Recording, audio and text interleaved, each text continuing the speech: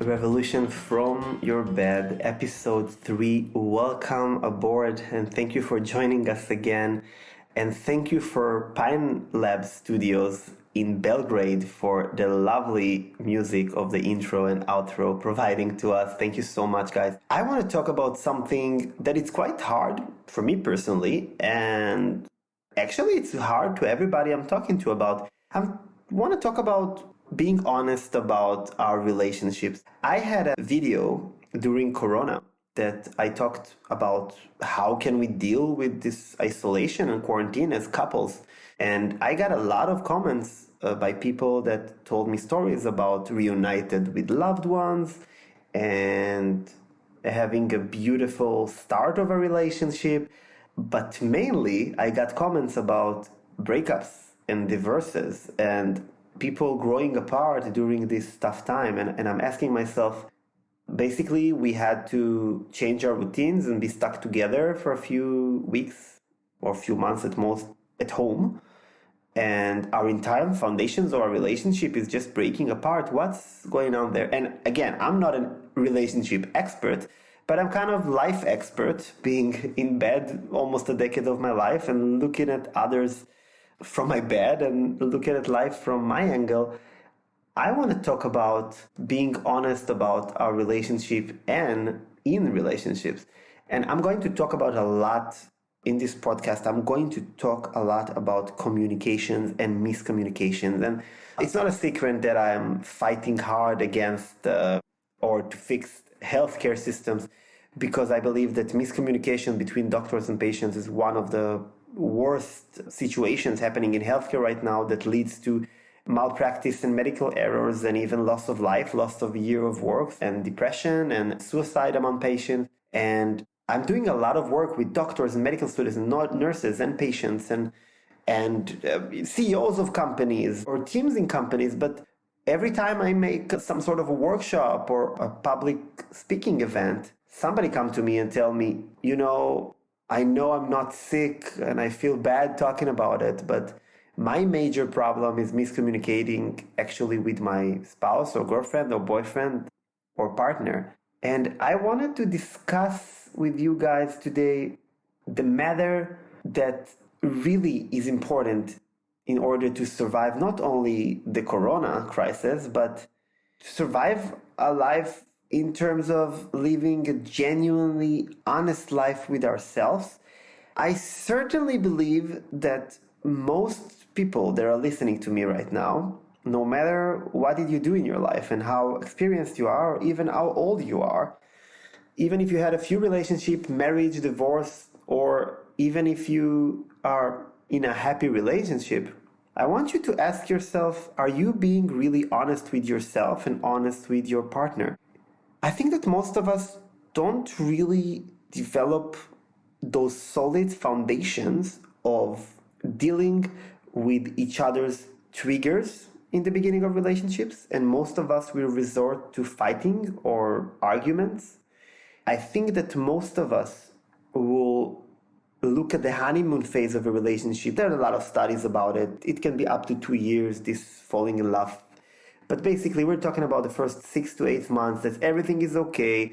You barely leave the bed and everything is lovey-dovey. And the other person in your life is just the most amazing human that ever stepped on the face of earth. And now, stop thinking for a second and think immediately about your ex or your divorcee or somebody who really broke your heart. Do you remember that in the first few months, you thought it's the most wonderful person on earth? What happened? I'm not talking about, betrayal and other types of behaviors that are unfortunate. I'm talking about even couples that are breaking up on good terms. How can you look back and see the person in the same light? Like, it's really rare for me to hear about people who say, I really love the person I was with and we decided to break up because we grew apart. Usually there's a lot of anger there. And I think that most of us are not being honest with ourselves. I can tell you about really countless of encounters I have with people who are just completely successful and strong and assertive in their life. They're on top of their game.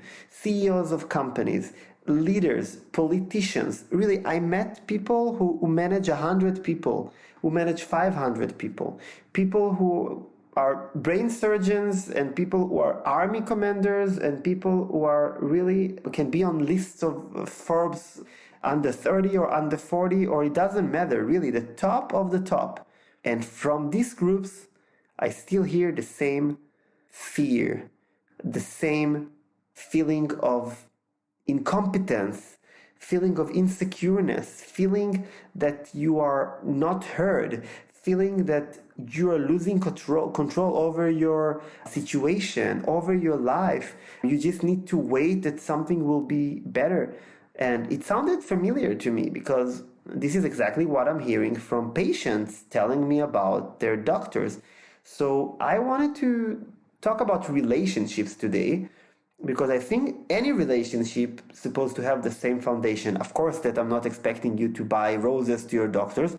Maybe he or she deserves that, but I'm talking about relationships that are built on a foundation of, everybody say, trust, communication, and we all heard about it in many, many books and podcasts and shows, and everybody knows this. But why those amazing leaders that I meet all the time tell me all over again, over and over again, that they are in a relationship that they feel they're not being heard? And I've analyzed it myself, and I've been to a few, I will call it unsuccessful relationship myself. And when you analyze yourself in the situation and trying to be reflective about what do you bring into this relationship, and are you even there? I think that the answer of most of you will be probably that you don't really know. I think, and from my own experience, that it's very easy to be silent in a relationship, because in the first signs of a bigger or a fight or argument, we tend to become defensive. We tend to become sometimes aggressive and deflective. And most of us will react with what I call automatic reactions. We're being triggered, and it's like this anti-airplane defense system that if the plane comes too close, the missile will be shot at it. We are just firing missiles, but these missiles are words. And words can really hurt, and we all know that, because I think that you won't remember falling down as a kid and maybe hurting your knee, but you will remember a teacher telling you something really, really bad or humiliating, or you remember a loved one breaking your heart. Because when we are opening up to authority, like with a doctor or a teacher, or to romance for a loved one, we are tending to lower our defenses. But what I'm hearing from a lot of people is that, yes, I've been triggered. My boyfriend or girlfriend or wife or husband or partner are acting in a way that reminds me of something that I don't like. Maybe it reminds me of my ex. Maybe it reminds me of my mother or father. Maybe it reminds me of my boss. Maybe it reminds me of my teacher. It doesn't matter. Brother, sister, friend. We are triggered. Usually it's related to an ex or to our parents, because this is the way we brought up. And we basically have modeling in life. We have role models in life. And a lot of studies are talking about how we'll be acting as a partner in a relationship based on what we saw at home.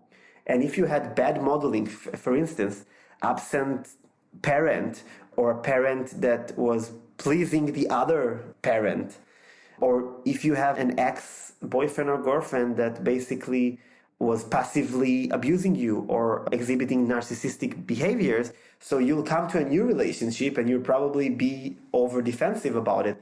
And I heard a few stories about people telling me, I think I met the one. I think I met maybe the love of my life.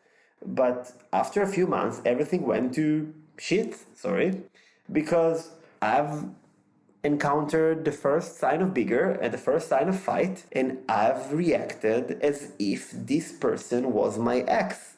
And then I look at it from the outside because I'm very good at it, lying in bed all those years, looking at life passing by me. And I'm saying, but did you stop for a second and thought about, am I reacting automatically or authentically? And most people will tell me that they are reacting automatically, which amazes me every time. Because I had the amazing chance of being in a relationship a while back that I've decided after a few months that I saw that I'm dealing with a person who experienced a lot of hardships and struggles, that I'm going to meta this relationship. I'm going to be over reflective and try to understand, why do I want to be with this person and what do I take from the behavior of the other person. And I realized that a lot of us are staying in a place we don't want to be. We don't feel nice because we are feeling silenced. We are triggered. We act automatically.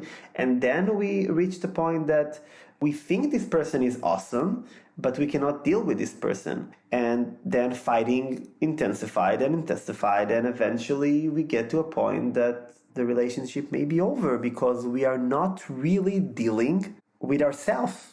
Again, with ourselves, not with the other person. The other person is not responsible for your reaction. He may or she may try to provoke you into those reactions, but you are responsible to take a breath and think, am I answering my dad right now, my mom, my ex, or am I answering a person I love dearly? Am I actually communicating with it?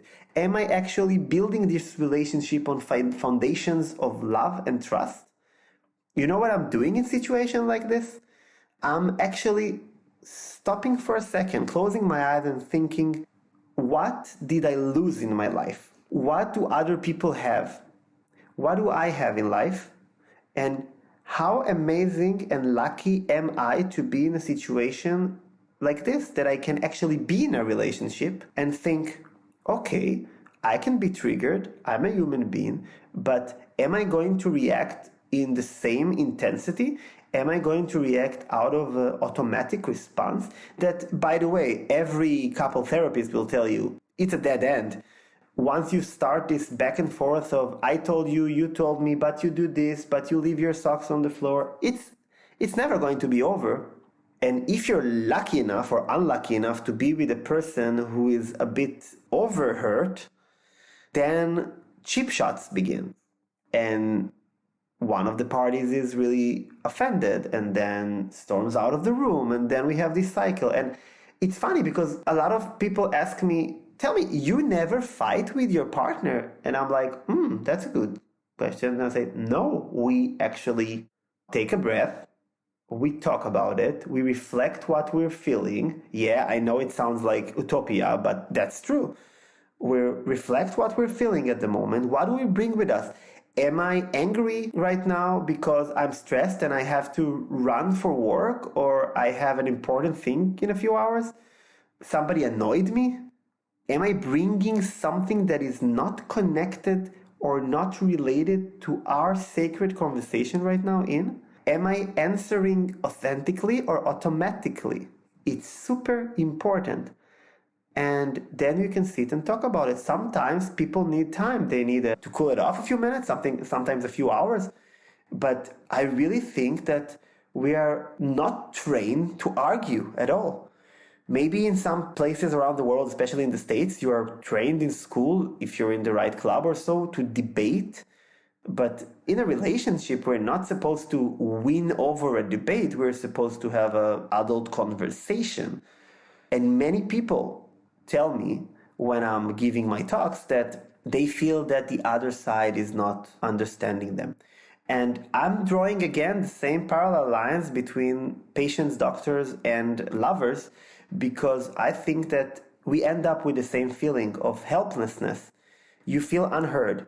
It's very similar to dating an absent partner, that you have a few minutes to state your case, and the other person is not showing a lot of interest. His head is somewhere else. He brought something else, or she brought something else to the room.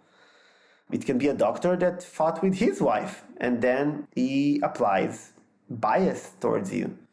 And then you feel like shit. And you feel that you're not heard. And I gave it a lot of thought this week that I really hear the same things all over again from patients and from lovers. And I think that the solution here is to deal with the miscommunication in simplifying things. And it may sound silly to you, and I'm going to have an entire episode about it in the Patient School podcast. This is the new podcast I'm launching for my new project, the Patient School, which is a platform to basically teach us patients and teach our caretakers and medical professionals what do we need and how to navigate our health journey.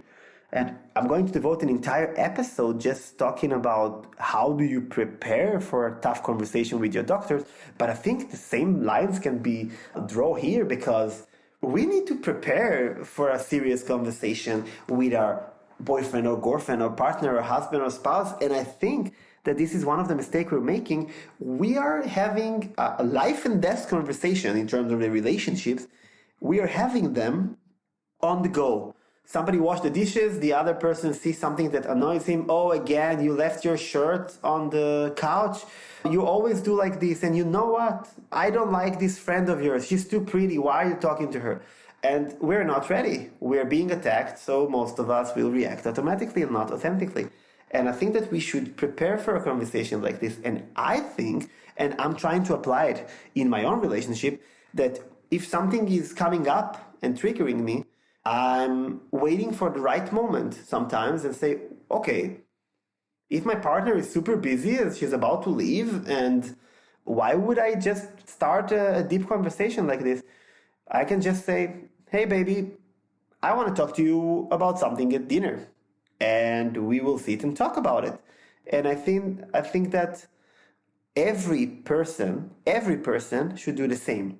You basically are talking to somebody that is so dear to you, you chose to be with, you chose to marry, you chose to live with. And I'm just giving examples from my own life. They're not related to reality, okay? I'm just giving an example about how do I act in situations like this. But reading a lot about it and researching a bit about the psychology of things, I'm thinking that basically making the right space and giving the right timing and make it holy, this space of talking, is super important. There is a beautiful technique I learned from a friend of mine.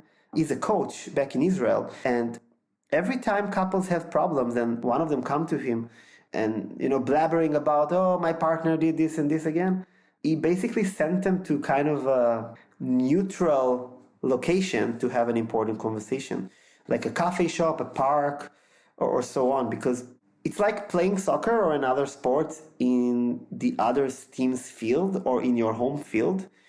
We are relating a lot of stuff in our living quarters. Like, we are triggered by stuff that are happening around us. It's easy to pick on stuff because we are in the place that we are living and loving. And sometimes, if the matter is really serious, I think his technique is super great to go out and sit in a place that you will be kind of even embarrassed to act out. So you wouldn't shout at your boyfriend or girlfriend in a restaurant, but you do at home. Why? Just because other people are around? Like, why would you actually raise your voice at your loved one in general? Like this, of course, we need to learn how to deal with anger. This is an entire episode by itself, but why would you even raise your voice? You can breathe in a second and see, I'm about to act violently. And I'm saying again, you raise your voice, you're being aggressive, you're being violent. I'm about to act violently towards somebody I love so dearly. I actually chose to spend my life with, chose to spend my time with, chose to spend my days with, chose to share my heart and my love with. Why would you act like this? And after fights, people are feeling so vulnerable and they want to kiss and hug or have makeup sex or whatever because they felt basically guilty that they treated somebody in a shitty way. They're mistreated They mistreated the person they love. The solution, again, is super simple. You need to think whether you're reacting, whether you're acting out of authenticity. What are you bringing with you? Am I bringing with me somebody else into this conversation? Am I bringing fear? You have fears. I'm afraid to lose my partner, so I will do something to make him notice me. I'm feeling neglected. I'm feeling that I'm mistreated. But instead of saying those things, we are sometimes choosing manipulations. And of course, we have a lot of problems in relationships because one of the parties are experiencing difficulties and it's being treated or undertreated.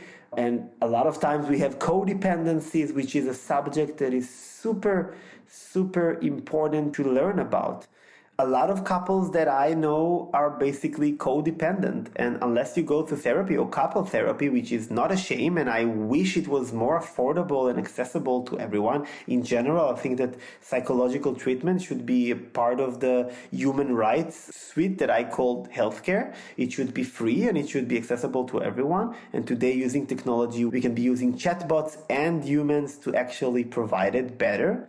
But I think that couples should resort into learning. There is a beautiful YouTube channel called The School of Life, and the amazing team there and the professor who leads them create these beautiful animation videos about subjects. A lot of them are about relationships, and they basically talk about things that will help you realize, am I actually attacking my spouse when I'm fighting with him, or my father, my mother, my ex, my teacher, my boss, or somebody else?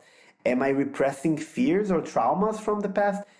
I'm not a psychologist, but I think that if you are repeatedly experiencing fights like this, bickering like this, you should ask yourself, are you bringing yourself into it? Are you really going to attack violently? Because raising your voice and fighting with using manipulation, for me, in my book, it's violence. Are you going to keep on doing this? Or are you going to devote your time and precious memories that you share with this loved one in building better communication? For me, I'm always looking at this the same way. When you're single and you're sitting with your friend in a bar and you're crying to them, oh, I don't want to be single anymore, I want to meet somebody. And you're so blissed when you meet this beautiful person. But then when fighting starts, you forget all about it. How happy does this person make you feel? How amazing is this time that you share with the person? What is doing for you? What is making you, he or she making you feel? And for me, I'm always looking at it from this guy who spent a decade in bed, and I think that my method can help you too. Step into my shoes when you start fighting with your loved one. Step into my shoes and think, I'm so lucky I can step out of my bed and have somebody in my life that loves me so much that he wants to live with me, he wants to give me presents, he wants to love me, he wants to be with me. Think about the unfortunate. Think about what can you lose. You don't need to wait until you lose your love or be sick or feel like shit again because you hurt somebody you love.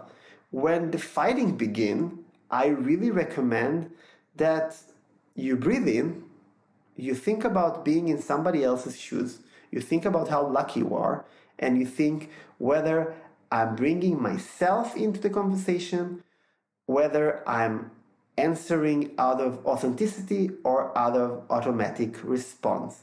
And the person I'm answering to, am I seeing my father, my mother, my boss, and so on, or my actual loved one?